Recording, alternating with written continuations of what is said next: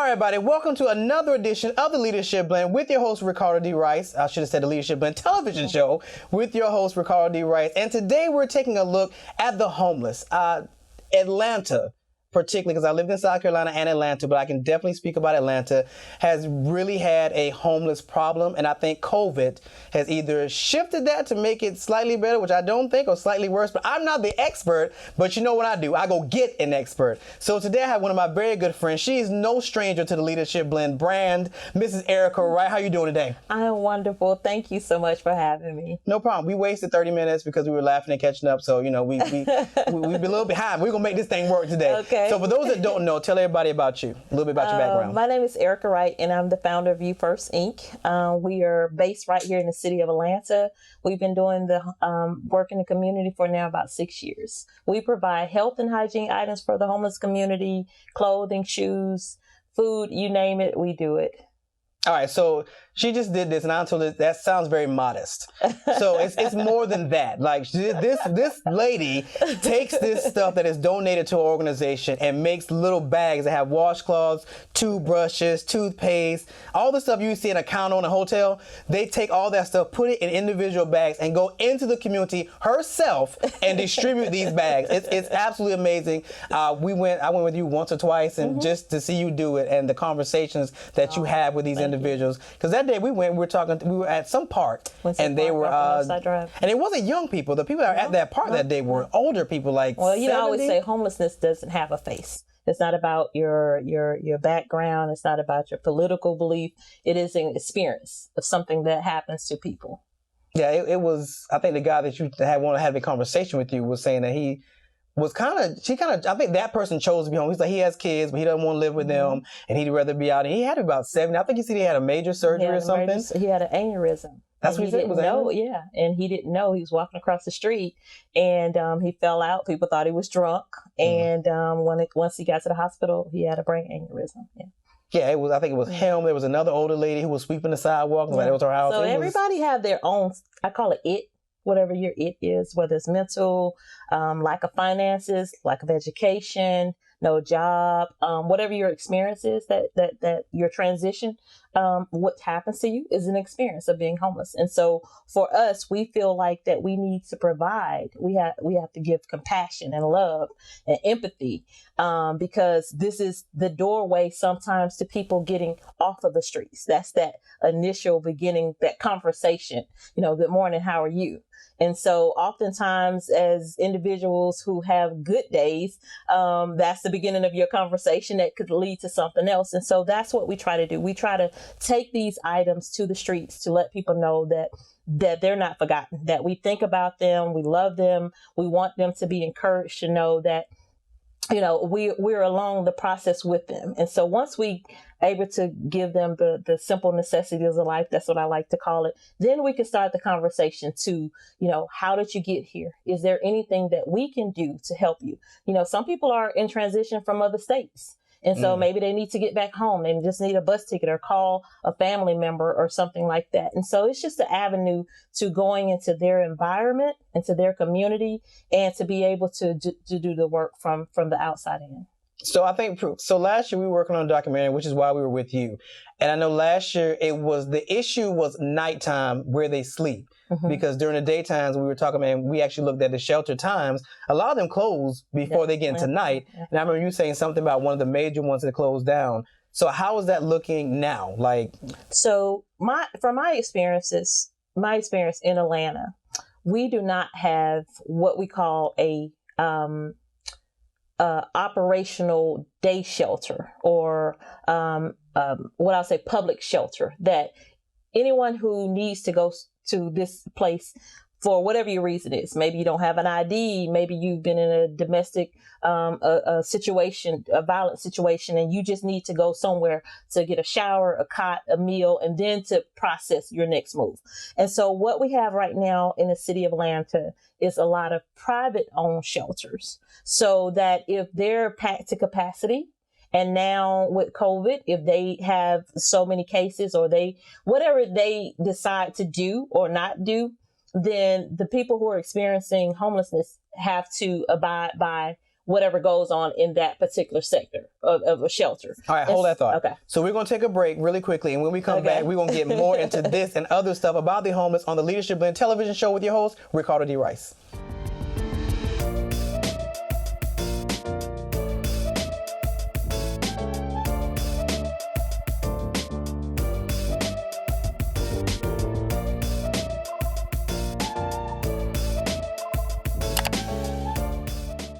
All right, so let's get into this. You were talking about private-owned shelters. How does that work? Okay, so a couple of years ago, Atlanta had a shelter called Peachtree and Pine, which was known Peachtree and Pine. That's where it's set on the corner of Cortland and Pine Street. And this was a shelter that was open for men, women, and children if they needed a place to go, whatever, time of day or night, whatever your experience is. And so now in Atlanta, from my experience, that is not so.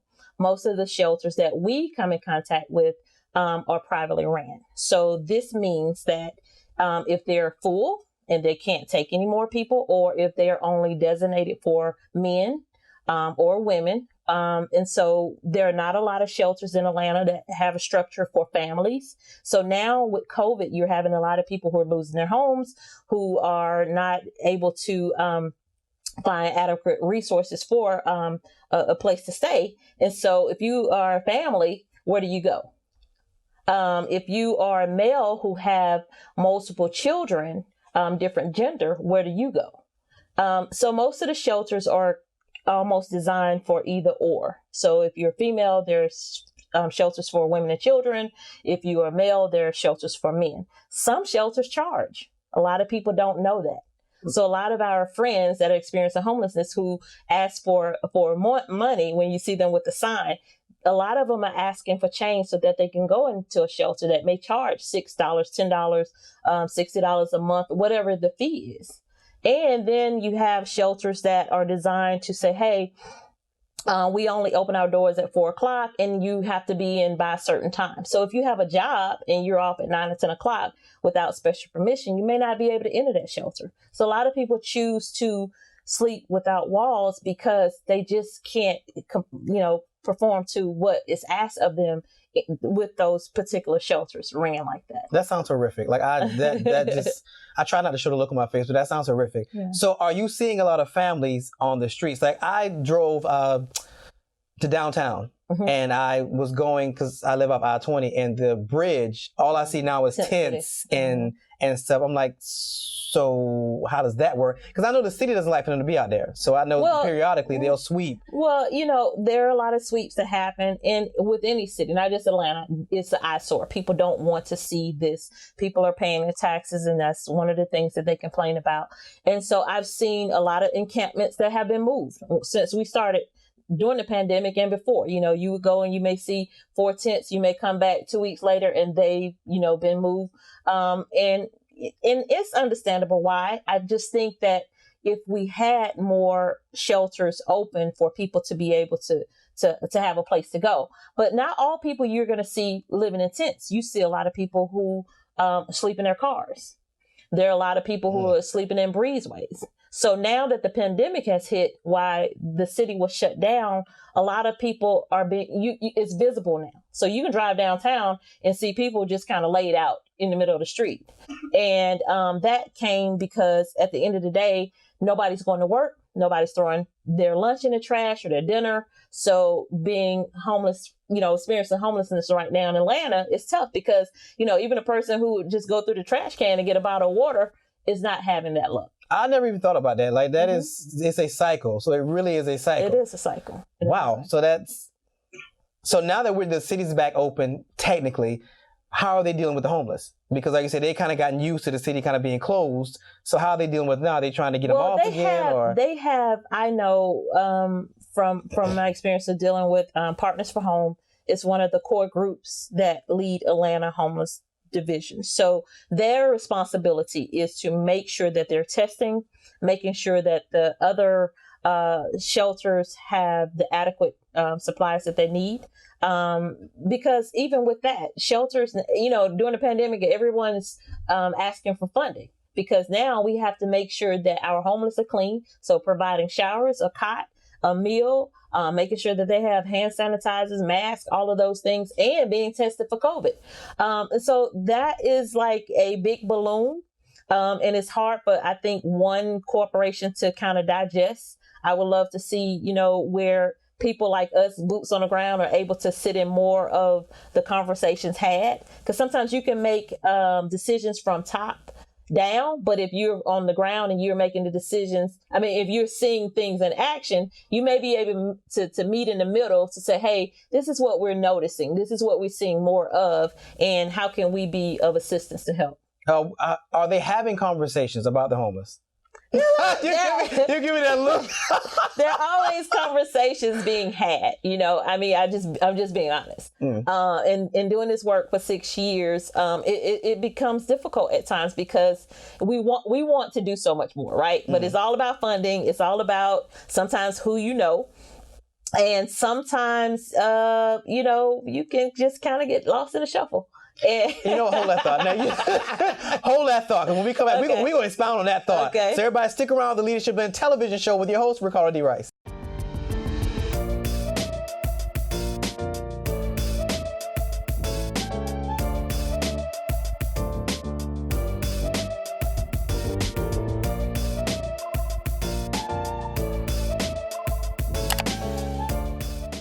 All right, so you put that look on your face, and I've spent enough time around you to know that look on your face is not necessarily a good look. So I'm going to ask you again, conversations from the higher-ups who actually distribute the money to nonprofits, are those conversations happening frequent enough? And if they are, what is the basis for that conversation? Well, maybe I've missed the memo. But I will say this, I am very determined to make our presence known in the city of Atlanta. I didn't get into this work loosely. Like, it wasn't just like, I don't have anything to do. I have a passion behind it. I had my own experience of being homeless. And so for me, it is a gift that I know that God has truly given me to do this work. And so we don't just, give a bag. We are in the trenches. We are hitting the road. We are talking to CEOs. And so what we want to be able to do is have that blueprint to be able to sit at the table. Sometimes you can ask to sit at the table and you're not ready. And so I often ask God, for that opportunity. And so once we're presented that opportunity, this is what we'll be able to bring forth. And if it's used, fine. If it's not, then we gave it a shot, right? But at the end of the day, I still believe that there's always that beginning to anything. And so to the beginning to everyone's day is that they have a luxury to go into the restroom and clean up. So the same thing happens when people leave out of their tents, their cars, they walk into a job or trying to look for a job. That is the most important thing. And food and water. And so if we can do the basic necessities of life, then to me, we've done a lot. So if we never get an opportunity to get to the table, if we never get the funding that I, dream of having, if we never get all of the things that I know, the resources that we could really do some great work and change lives and get people back into society so that they can help someone else. Then at the end of the day, we've done our due diligence. That was a nice little, okay, that was a nice little wraparound. I'll give you that. Nice little wraparound. All right, so this is personal for you. Yes. So you usually tell your story. So for those that have never heard it, let's get into your story. So because you've had your own bout with homelessness. Yes. So let's talk about that. So about maybe about 10 years ago, I was diagnosed with bipolar anxiety, OCD, and learning disability. And so here I am, true testimony. And I wasn't homeless before this happened. So a lot of people find their passion and then they do the work. This happened to me while I was doing the work. Which is always amazing. I don't know. And so basically, I woke up August the 7th, 2014, in a dream. God gave me a vision, didn't know what it was. Writing like Paul, had a blueprint, highways, byways, you first. Spoke about it in church, met this lady. She started bringing hygiene items. And from there, I took them out to the streets, met this one guy. He gave me his testimony, his story, and I was blown away because I was that person who was driving around in my nice car, nice home, beautiful furniture. Everything was good, right? Life was great. And I would often see people with a sign and say, he's able-bodied. Why don't he go get a job? until it happened to you, or you start doing the work and you start listening to people's story. And so for me, I ended up losing my job. I lost my health insurance. So a person who needs medication, who can't function with depression, I was debilitated with depression. And so it was hard for me to navigate. And so I didn't want anybody to know what was going on with me. So I put on the face and started doing the work. And what I found in doing the work was it was rewarding to me to know that I was helping someone, and I was actually the person that needed help too. And so all I can say was just the grace of God that here we are 6 years, and to be able to tell the story from homeless to now getting back to society, into society, and still helping people.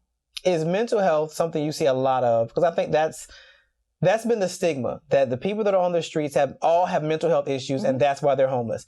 But I've been with you, and I know that's not the case. Right. But is it a significant factor in this? We'll say the streets of Atlanta, because that's where we spend most of your time at. Right. Is that a significant factor? Well, it's a significant factor because that's what people want to see. It's easy sometimes for us to diagnose people, whatever, when we see, she's crazy. And I think the importance of me talking about my experience, me sharing my story, is to let people know that it's an experience just like being homeless, right? So you're being diagnosed with something.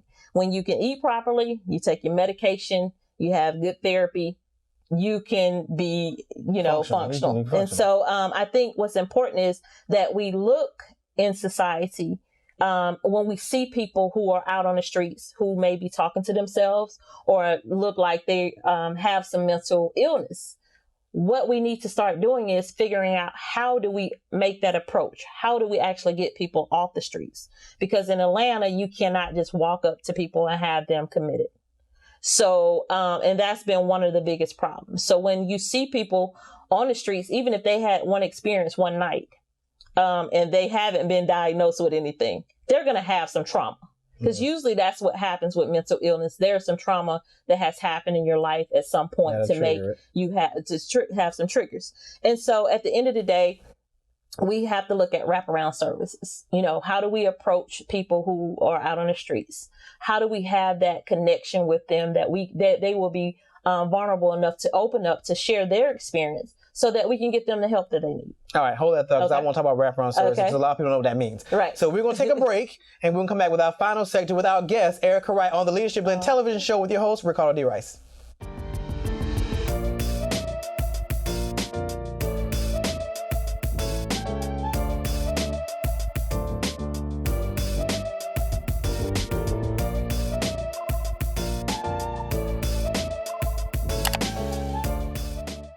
Okay, so terminology. What does wraparound services mean? Because I was looking at something and I saw wraparound service, and because of you, I knew what it meant. But I was like, I would not have known what this meant if it wasn't for Erica. What is wraparound services? So wraparound services mean really the whole circle of what you need, especially those who are experiencing homelessness. So for me, I was fortunate enough to be able to share my story. I didn't want to, with one of the volunteers that I didn't even know. And lo and behold, she worked for Grady Behavioral Health. So I came out of private sector. So I had a great therapist. I knew what meds worked for me, what didn't work for me, what triggered my food allergies, anything like that could put me in a space where I wasn't good. And so what I learned with doing this work is that we still need some help when it comes to wraparound services in Atlanta. So my first go-to was to go to Grady. I went through the process like a lot of other people. Right now, I still don't have a therapist. And this has been about maybe 4 years now. I have wrestled with some of the medication that was offered to me, because once I Googled to try to see, hey, this doesn't work for me. I used to take Google this, be your best right? Your Google worst enemy. right. And so what happened, I learned that a lot of the grant-based places like Grady don't offer certain medications. So some of the things that I was taking before, like substitutions for stuff that you really needed, and they're a little bit more damaging to people.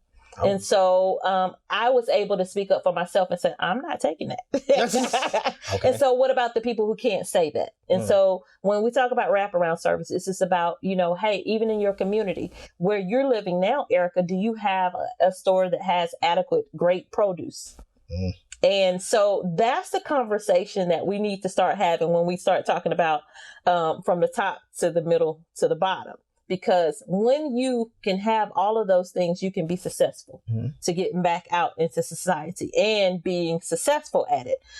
When you don't have the adequate wraparound services, your chances of falling back into your experience of being homelessness is greater than it was when you just, take someone off of the streets and put them into a facility. So they have to have great counseling services. You need a partner, a counselor that can come back and make sure that you're doing the proper things that you need to do. And sometimes it's a mindset. I slept on my floor. If you didn't say that, I was going to ask you about that. If you didn't say I was going to ask you about that. And when I moved into my place, my caseworker would come over and she would say, Erica, why do you still have this pallet? I had a full bed, but I slept on the floor probably about 6 months. And it was just that mindset. Even with food, it was this whole thing because I only had a limited place to keep food. So I didn't have much in the cupboard. It wasn't because I couldn't buy it. It was just because I was only used to what I could keep. And so a lot of times when you see homeless people, that's all what they have. And a lot of people don't go into shelters too, because if they have a buggy full of items that they collected, you can't take them in. And so all of those things, are like a box that we have to, you got to kind of check off. And so it's just important that I think that we can start having more conversations from different sectors and then pulling everybody in together. So when you start talking about your medication, you start talking about food, a lot of people don't know what to eat. And when you're experiencing homelessness, you get what you can get. So a lot of times people may be eating things that they're allergic to and that can have a effect on their mental. Okay. All right. So let's shift to some good news. Okay. Let's shift to some good news. All right. Because of your good works, somebody sent you a little gift. What was that gift? God. So about 2 months ago, we were doing the work in the community, and I've been talking about my little Honda Civic. Yeah, I've seen it. I've seen the Honda Civic. My 2008 Honda Civic did the job. So we were going out in the community, spreading love, doing hygiene kits, and then went back to the table doing sack lunches. And so we had an opportunity. We were aired on one of the local channel stations, TV stations here in Atlanta, and Tyler Perry saw our interview. I got a call that night. I was blown away. Kind of didn't want to believe it was him at first, but when I heard that voice, I was like, no way. Wait, he called you? He actually called me himself. Oh, wow. That's I didn't know he called you. I thought somebody else from his camp called you. No. He called himself, and he was like, hi, Erica, it's Tyler Perry. And I was like, no way. And then I just started crying. It's Tyler Perry, I mean. And he was like, what are you crying for? You don't know why I'm calling. I'm like, it didn't even matter. At that point, for me, I think it was because we have worked so hard. And it's not about really the recognition, even though you want the recognition. And you need it, especially You're to right, scale. because you want people to see what you're doing. But for someone like that to pour into what we were doing and to know that he has been in this community as well, and look where he is now, to me, it was like, it was just surreal. And so we had an opportunity to go and pick up a brand new 2020 Transit Connect van. And it's just been amazing. And it was this exact van that I had on my vision board for like 2 years. Seriously? Yes. He even asked me what I wanted. So that's just how God works. God is so amazing. Actually, I was offended because you just called me to tell me what happened. I didn't see it on social media like everybody else. Like I'm some common person. Like I don't have, any kind of clout. It's whatever. I'm so sorry. It's whatever. All right. So we're in our last couple of seconds. So tell everybody how to get in touch with you. Oh, God. So all our social media links is projectyoufirst.org. Oh, I'm sorry. ProjectyouFirst.org is our website. Project You First, and all social media links, LinkedIn, Facebook, Instagram. Please follow us on our journey. We got a big journey coming up October the 12th. We're leaving from Atlanta. We're going to California. We're doing 10,000 hygiene kits, 10,000 love bags along. Two of y'all. Just Don't two leave of that us. out. It's two of them And not going only to are do we this. driving, we are driving back. So Two of them are going to So distribute. really, it's going to be an adventure. We are looking forward to it. We're excited about it. We're going to stop in every state. We're going to talk to CEOs. We're going to just go under the bridges. We're going to talk to people where they are. We want to be able to come back and tell this, talk to people in the city of Atlanta and say, hey, this is what they're doing in Dallas. We could see this here in Atlanta. We could see, all of these opportunities that could be had. So it's going to be amazing. You are truly doing the work of the Lord. I've been with you once, and I told you when we were out in the field, I was like, I don't say you do this every day. People don't realize it's a lot of work. It's not it's not glamorous because you don't know what you're going to see. You don't know what you're going to encounter when you go in. You don't know if people are having a good day. And you don't even know if people are going to receive you. So, but at the end of the day, we're going to go with love on our hearts, and we're going to pray, and we're just going to take this trip. I don't have anything else to say after that. So I'm going to leave everybody with that. Actually, a final thought. Any final thought you want to leave with everybody that's watching? We are truly in a time of uncertainty. I've been reflecting for the last few months of how this came to be. And I stopped. And I realized that nothing just happens. And so my thought and what I would like to share with people is to have grace and mercy upon your own self. Your own self be true. And realize that tomorrow is not promised. Literally. And so whatever you have an opportunity to do today, just do it. I'm like Nike, just do it. Get her done. Just do it. Get her done. Just do it. All right, everybody. True words have not been spoken. So special thanks to my friend, Erica Wright, for coming by and talking about this homeless debacle that's going on in Atlanta and abroad, because she's going abroad soon. And yeah, we will see you guys next Sunday. Follow our journey. We're gonna talk about this whole trip thing. I don't know if we thought that out completely with that whole trip thing, but we will see you guys same time, same place on the Leadership Blend television show with your host Ricardo D. Rice.